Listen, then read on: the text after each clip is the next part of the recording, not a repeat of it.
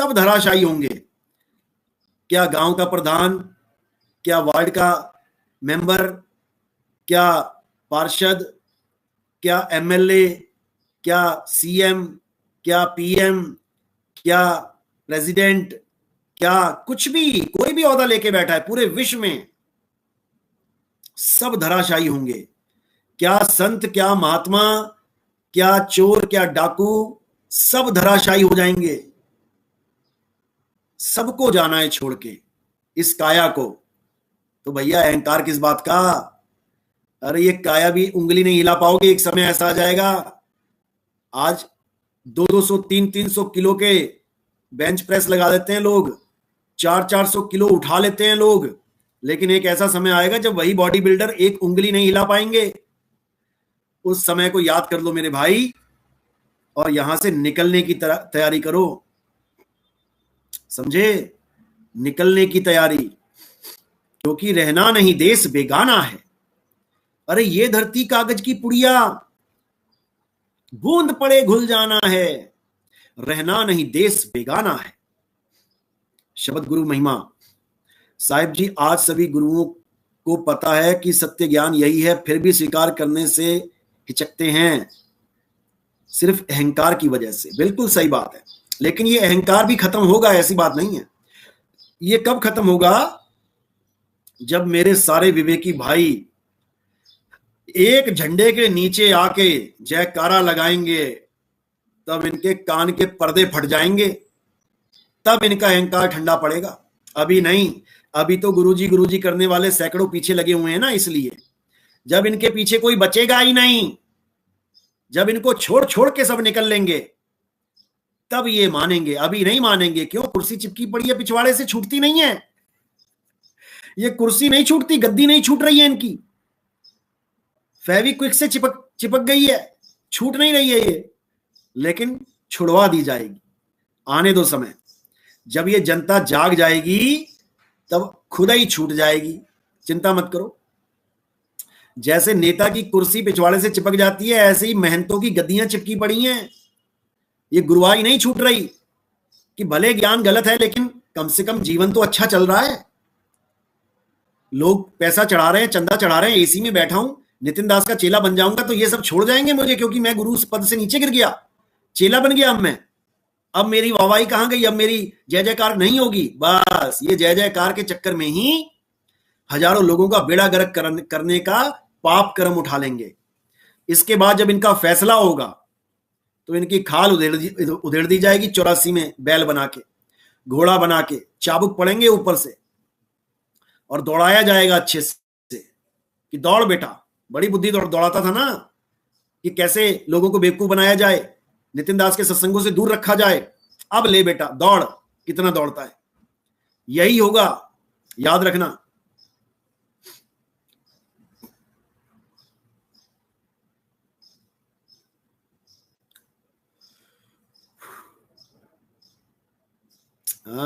श्रवण साहिब, हजारों के नोट आते हैं लिफाफों में, इसलिए गुरुवाई नहीं छूट रही। बिल्कुल यही कारण है भाई, यही कारण है। नहीं तो कबीर साहब ने जैसे ही बताते हैं, खुद ही देख लो, सबसे बड़ा उदाहरण तो तुम्हारे सामने ही है। ये धर्मदास के वंशज जितने भी हैं, ये कहते हैं कि कबीर साहब ने धर्मदास जी को वंश 42 का आशीर्वाद दिया, जबकि हम नहीं मानते इस बात को, क्योंकि कबीर साहब ने तो वंशवाद खत्म किया है, वंशवाद चलाया थोड़ी नहीं है। ये वंश कौन सा वंश है, वंश 42, इनको भी पता ही नहीं है। ये आगे जब सत्संग खोलेंगे, भेद खोलेंगे सारे, तब बताएंगे आपको कि वंश 42 का मतलब क्या होता है। ये अपने नाम लिख के बैठे हुए हैं, 42 नाम, और देखो जनता को कैसे बेवकूफ बनाते हैं। एक अगर मान के चलो कि एक को दे भी दिया आशीर्वाद, मान के चलो, दिया तो नहीं है ऐसे, मान के चलो कि धर्मदास जी को आशीर्वाद दे दिया कि तेरा वंश 42 चलेगा, तो भैया एक चलना चाहिए था ना। आज दो वंश 42 चल रहे हैं, एक दामाखेड़ा में चल रहा है, उसी गद्दी में से एक महात्मा अलग होकर उसने अपना नया वंश 42 चला लिया। यानी एक बनारस में चल रहा है, जो मंदिर बना हुआ है, जो मंदिर बनारस में बना हुआ है लहर तारा पे, एक वो चल रहा है और एक दामाखेड़ा चल रहा है। अब इन लोगों से पूछने वाला हो कोई कि भैया 2 आशीर्वाद कब दिए कबीर साहब ने? 2 आशीर्वाद कब दिए? कि दो दो वंश वंश 42 चलेंगे। अरे तुम पहले खुद ही निबेड़ा कर लो कि तुम असली हो कि ये असली हैं। जनता को बेवकूफ बना रखा है दोनों ने मिलके। एक ही मंच पे दोनों बैठ रहे हैं आजकल, तो सुना है मैंने कि बहुत यारी हो गई है दोनों में। पहले एक दूसरे की शक्ल नहीं देखते थे, अब यारी कर रहे हैं एक दूसरे से।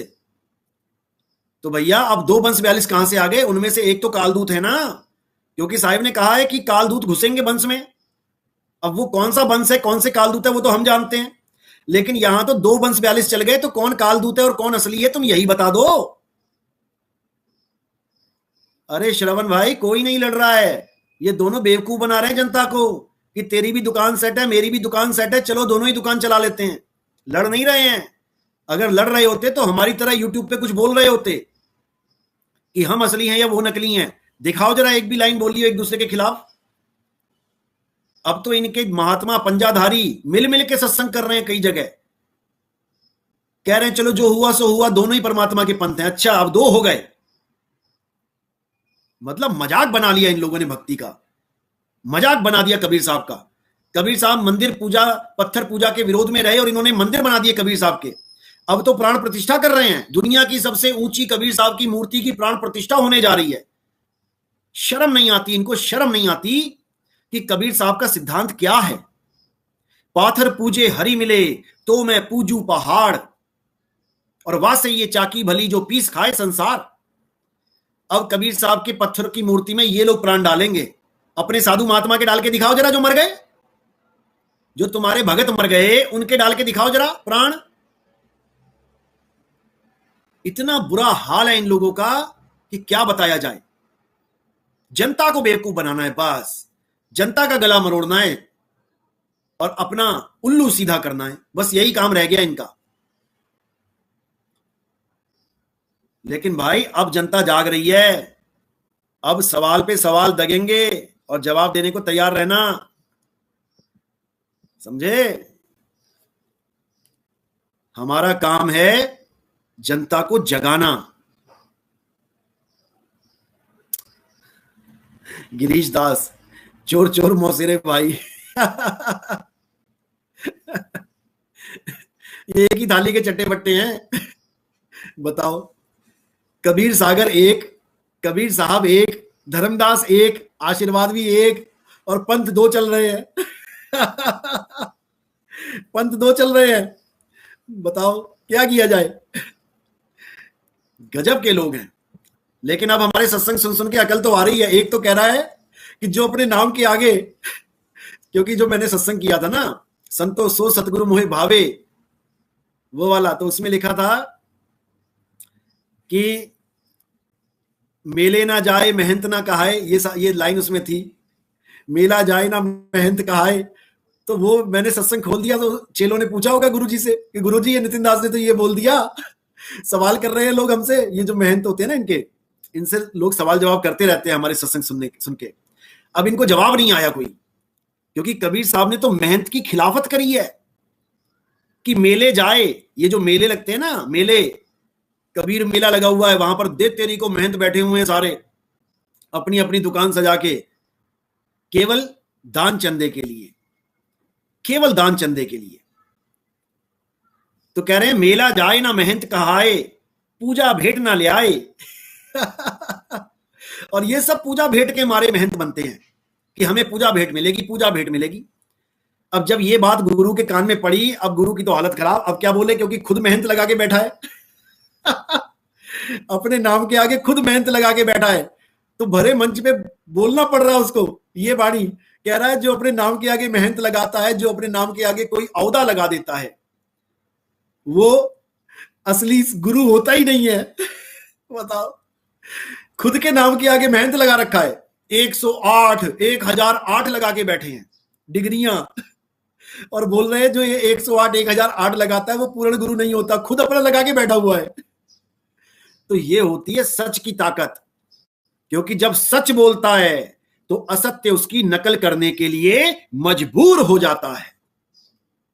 आज ये जितनी पीली ततैया बैठी हुई हैं, पीली ततैया समझ रहे हो ना, ये सब पीली ततैया अब आत्मज्ञान की बात कर रही हैं, अपना नाम ले लेके, फलाना कभी मरेगा नहीं, फलाना अमर है, फलाना अजर अविनाशी है। आज तक नहीं बोला, आज तक फलाने का ज्ञान नहीं हुआ तुम्हें कि अजर अमर अविनाशी है।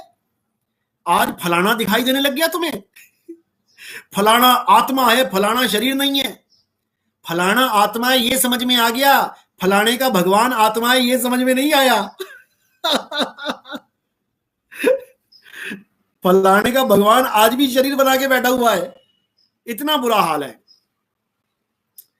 अभी भी पत्थरों में चिपक रहा है, जा जाके पत्थरों को भगवान मान रहा है, पत्थरों को सजा रहा है, पत्थरों की पूजा करवा रहा है, लेकिन फलाना कभी नहीं मरेगा, फलाना अजर अमर अविनाशी हो गया।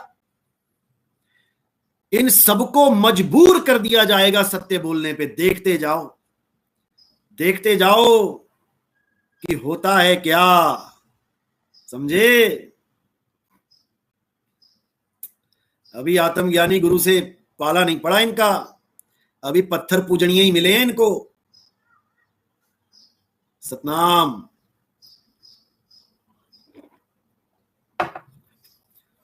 सच बोलना पड़ रहा है और इनको ये नहीं पता कि जब ये सच बोलना शुरू कर देंगे तो विवेक जगना शुरू हो जाएगा।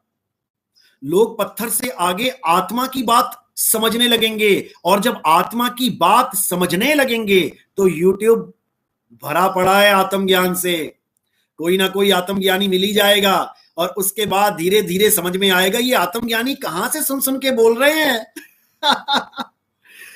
तब हमारे सत्संग से जुड़ेंगे आके, तब इनको पता लगेगा ये माई लॉर्ड है कौन, कहां से ये आवाज आ रही है, ये सबके सुर कैसे बदल गए, आज तक क्या बोलते थे आज क्या बोलने लग गए। तब समझ में आएगा इनको, आने दो, समय आ गया है। बिल्कुल बिल्कुल। शशि कपूर, कबीर के घर से आए हैं, कबीर के घर को जाना है, ये दुनिया एक माया है, इस माया से पार जाना है। बहुत बढ़िया।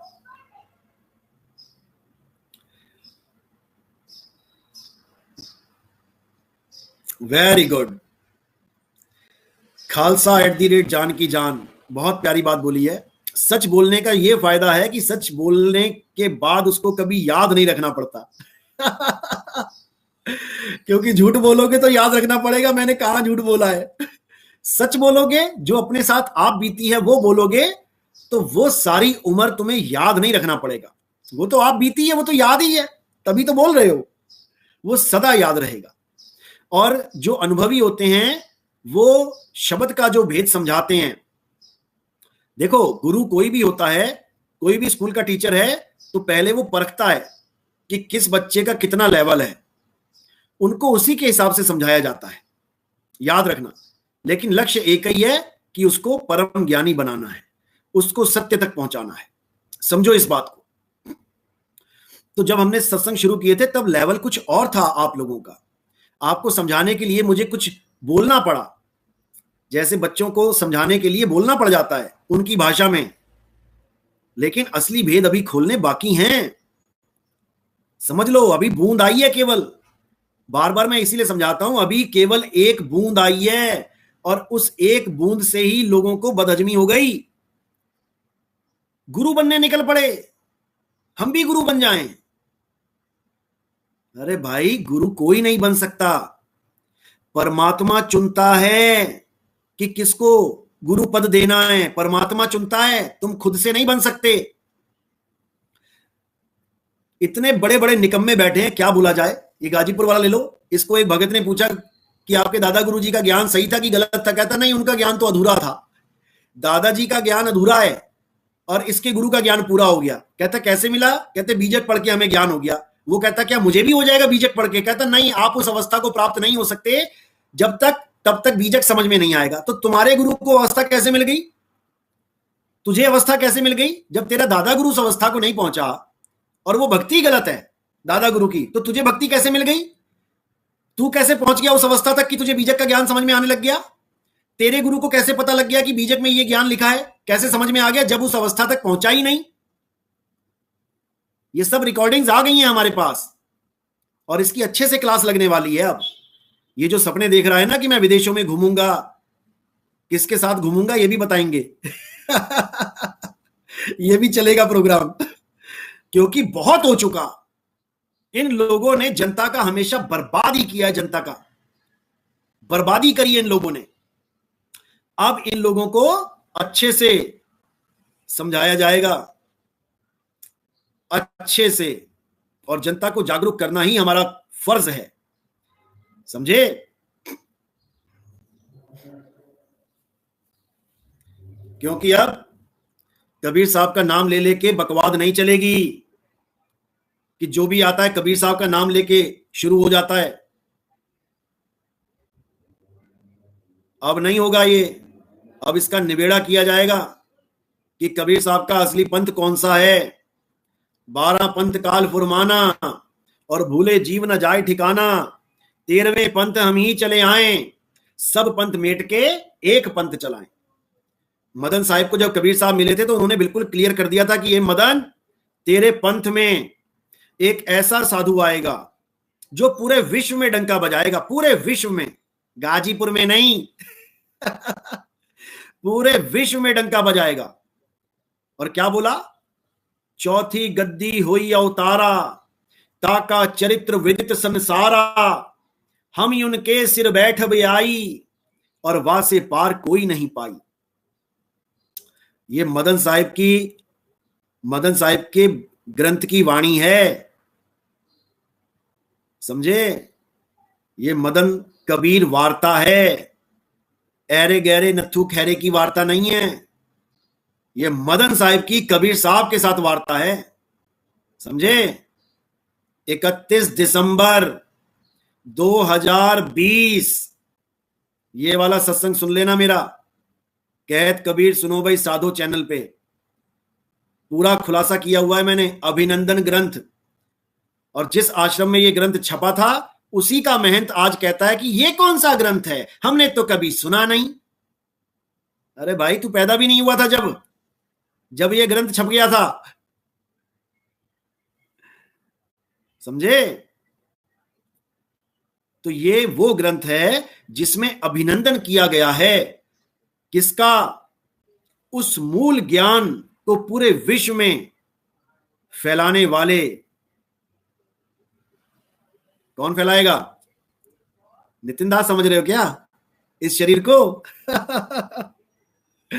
कौन फैलाएगा बताओ जरा कमेंट में, कौन फैलाएगा?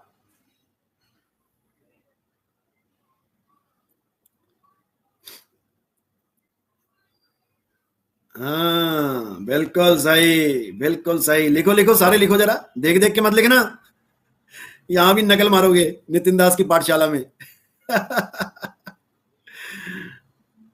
बहुत बढ़िया, बहुत बढ़िया, बिल्कुल। क्योंकि जो ये ज्ञान प्रचार कर रहे हैं अभी तुम नहीं जानते उनको, वो कौन है। तुम्हें केवल मेरी शक्ल दिखाई दे रही है कि ये देखो जी काली दाढ़ी वाला नितिन दास। अभी तुम्हें वो नहीं दिख रहा है जो ये कह रहा है कि हम उनके सिर बैठब आई। अभी तुम्हें वो नहीं दिख रहा है। जब वो दिखने लग जाएगा तब तुम्हें समझ में आ जाएगा कि खेल चल क्या रहा है, समझे। जो नीचे वाले से प्रेम कर बैठे हैं संभल जाएं, यानी शरीर से प्रेम कर बैठे हैं संभल जाएं, क्योंकि शरीर से प्रेम करोगे तो एक दिन शरीर से नफरत भी करोगे, समझे। और जो ऊपर वाले से प्रेम कर बैठे हैं उनको पार होने से कोई माई का लाल नहीं रोक सकता। याद रखना इस बात को याद रखना। जो ऊपर वाले से प्रेम करता है वो कभी नीचे नहीं गिरेगा। याद रखना इस बात को।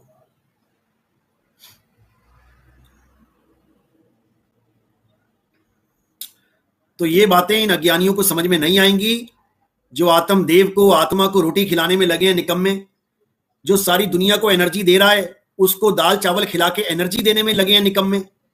ऐसे भ्रष्ट लोग हैं जो दाल चावल की एनर्जी को कहते हैं कि दाल चावल शरीर खाता है, फिर शरीर में से वो सारा पच जाता है, उसकी एनर्जी सूक्ष्म शरीर को जाती है, फिर और एनर्जी कारण को जाती है, महाकारण को जाती है, जाते जाते तब आत्मा को एनर्जी मिलती है। बताओ, यानी एनर्जी आगे से आगे कमी हो रही होगी ना।